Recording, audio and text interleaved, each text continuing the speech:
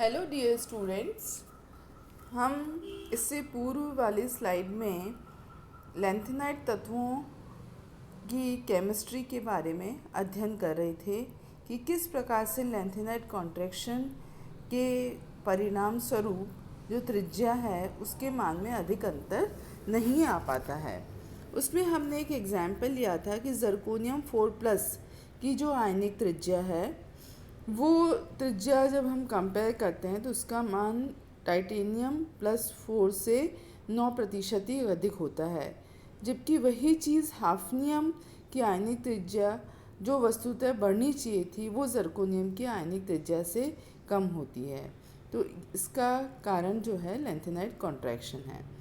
इसके अतिरिक्त ये भी हमने करा था कि ज़रकोनियम और hafnium, niobium and tantalum, molybdenum और टंगस्टन इत्यादि जो है, चूँकि गुणों में समानता पाई जाती है इसलिए वो प्रकृति में भी युग्म की तरह प्राप्त होते हैं, साथ साथ प्राप्त होते हैं। और यही कारण है कि इनका जो सेपरेशन है वो डिफ़िकल्ट हो जाता है, क्योंकि इनकी प्रॉपर्टीज़ समान होती है, इनकी विलयता समान होती है। आज हम बात करेंगे डेंसिटी की। डेंसिटी क्या होती है? Mass upon per unit volume को हम घनत्व कहते हैं। लैंथेनाइड कॉन्ट्रैक्शन के कारण लैंथेनाइड तत्वों में जो बाद में आने वाले तत्व होते हैं उनका परमाणु आकार छोटा हो जाता है, जिसके कारण से वो क्रिस्टल में परमाणु का जो कॉम्पैक्ट पैकिंग होती है वो इतनी निकट होती है, इतनी घनी हो जाती है कि इन तत्वों के घनत्व का मान बढ़ जाता है। और घनत्व के मान की यदि हम तुलना करें तो यह देखा गया है कि जो तृतीय संक्रमण श्रृंखला वाले तत्व हैं उनके घनत्व का मान द्वितीय संक्रमण तत्वों के घनत्व के मान से लगभग 2 गुना होता है, यदि हम संक्रमण श्रृंखला के तत्वों की बात कर रहे हैं। वहीं यदि प्रथम व द्वितीय संक्रमण श्रृंखला के घनत्व के मान में यदि अधिक अंतर नहीं होता, परंतु लैंथेनाइड संकुचन के परिणाम स्वरूप द्वितीय और तृतीय संक्रमण तत्वों के घनत्व के मान में अधिक परिवर्तन हो जाता है। तो इसका कारण क्या है कि लैंथेनाइड कॉन्ट्रैक्शन जो है उसकी पैकिंग को इतना कॉम्पैक्ट कर देता है कि जो हमारी द्वितीय और तृतीय संक्रमण श्रृंखला है उसमें घनत्व के मान में इतना अधिक अंतर आ जाता है, लगभग 2 गुना हो जाता है। जैसा कि आप देख रहे हैं कि ज़रकोनियम में 6.5 है और हाफनियम में 13.1 है, नायोबियम में 8.6 है और टेंटेलम में 16.6 है। तो ये इसका कारण जो है वो इनके मध्य में लैंथेनाइड तत्वों का आना है, जिसके और उसका परिणाम ये होता है कि लैंथेनाइड कॉन्ट्रैक्शन के कारण उनके आकार में कमी हो जाती है। नेक्स्ट पॉइंट है आयनाइजेशन पोटेंशियल और इलेक्ट्रोनेगेटिविटी। जो पोस्ट लैंथेनाइड तत्व होते हैं उनमें लैंथेनाइड संकुचन के कारण जो आकार की कमी आती है उससे संयोजी कोश में जो इलेक्ट्रॉन उपस्थित होता है वो कम दृढ़ता से जुड़े इलेक्ट्रॉन का नाभिक से जो दूरी है वो उसके लिए जो ऊर्जा की आवश्यकता पड़ती है, जिसे कि हम आयनन विभव कहते हैं, वो उसका मान काफ़ी बढ़ जाता है। तो जैसा कि आपको सभी को पता है कि जो आयनन विभव का मान बढ़ने का कारण है कि जो इलेक्ट्रॉन को निकालने के लिए अधिक ऊर्जा की आवश्यकता पड़ रही है। तो प्रथम और द्वितीय संक्रमण श्रेणी के तत्वों के बीच में आयनन विभव में अधिक अंतर नहीं होता है, परंतु सेकंड और थर्ड जिसमें कि हमारे लैंथेनाइड्स आ गए हैं उनमें जब देखा गया आयनन विभव का मान, तो ये देखा गया कि अत्यधिक अंतर पाया जा रहा है। इसका कारण भी लैंथेनाइड कॉन्ट्रैक्शन था। इसी तरह से जो विद्युत ऋणता है, जब हम ऊपर से नीचे जाते हैं तो विद्युत ऋणता के मान में कमी आती है, परंतु पोस्ट लैंथेनाइड तत्वों में कमी आने के स्थान पर सेकंड और थर्ड जिसमें कि लैंथेनाइड कॉन्ट्रैक्शन का प्रभाव अधिक होता है, परमाणु त्रिज्या जो है यदि हम तृतीय संक्रमण श्रेणी के तत्वों पर अधिक प्रभावी होती है, नाभिकीय आवेश से विद्युत ऋणता का मान द्वितीय संक्रमण श्रेणी तत्वों की विद्युत ऋणता से अधिक हो जाता है।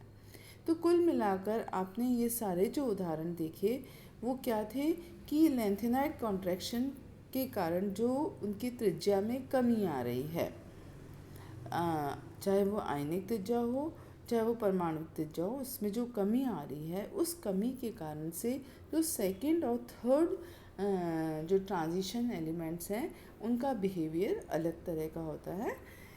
इसी का एक और उदाहरण है कि जो इट्रियम है वो भी भारी लेंथेनाइड तत्वों के साथ में पाया जाता है। क्यों? क्योंकि जैसा कि मैंने आपको पहले बताया था कि गुणों में समानता के कारण उनकी साथ साथ किसी भी प्राकृतिक खनिज में पाए जाने की संभावनाएं बढ़ जाती हैं। क्योंकि आप देख रहे हैं स्कैंडियम के बाद यट्रियम है, यट्रियम के बाद लेंथेनम होता है। तो स्कैंडियम यट्रियम जो है वो लेंथेनम से छोटा है और छोटा होने के कारण लेंथेनाइड तत्वों में भी लेंथेनाइड कॉन्ट्रैक्शन के कारण से उसकी त्रिज्या में कमी आती है। इसीलिए यट्रियम जो है होल्मियम, इर्बियम, डायस्प्रोमियम इत्यादि के साथ में चूँकि इनके आकार के बराबर है तो उसकी खनिज में पाए जाने की संभावनाएं बढ़ जाती हैं। तो हैवी मेटल्स, हैवी लेंथेनाइड्स जो होते हैं उनके साथ में इट्रियम प्रकृति में इसी कारण से पाया जाता है। उसके जो रासायनिक गुण हैं वो भी काफ़ी मिलते हैं, उसकी क्रिस्टल संरचना है वो भी बहुत मिलती है, उसकी जो विलयता है वो भी उन तत्वों से बहुत मेल खाती है। तो यद्यपि ये ट्रांजिशन एलिमेंट है परंतु इसके पाए जाने की संभावनाएं लेंथेनाइड्स के साथ में अत्यधिक होती हैं। अब हम नेक्स्ट पॉइंट लेंगे कॉम्प्लेक्स फॉर्मेशन। जो लेंथेनाइड तत्व हैं उनमें कॉम्प्लेक्स बनाने की संभावनाएं या जो प्रवृत्ति जो है कम होती है। कैसे कम होती है? कि कारण ये है कि जो उनमें हाई चार्ज पाया जाता है, लेंथेनाइड तत्वों में ऑक्सीकरण अवस्था अधिक होती है। जिनकी ऑक्सीकरण, इसमें भी दो चीज़ें हैं, जिनकी ऑक्सीकरण अवस्था अधिक होती है उसमें संकुल का निर्माण अधिक आसानी से होता है। तो जैसा कि इसमें लिखा है कि +4 में ऑक्सीडेशन स्टेट होने के कारण उसमें संकुल का निर्माण अधिक होता है। ये मैंने +2 के स्थान पर +3 पढ़ें, +3 में उससे कम होता है और +3 से +2 में और अधिक कम होता है। अब इसके थोड़े कारण के बारे में जानकारी लेंगे। तो कोई भी आयन जितना छोटा होगा उसमें संकुल बनाने की प्रवृत्ति उतनी ही अधिक पाई जाएगी। तो यदि हम लेंथेनाइड तत्व संक्रमण तत्वों की भांति से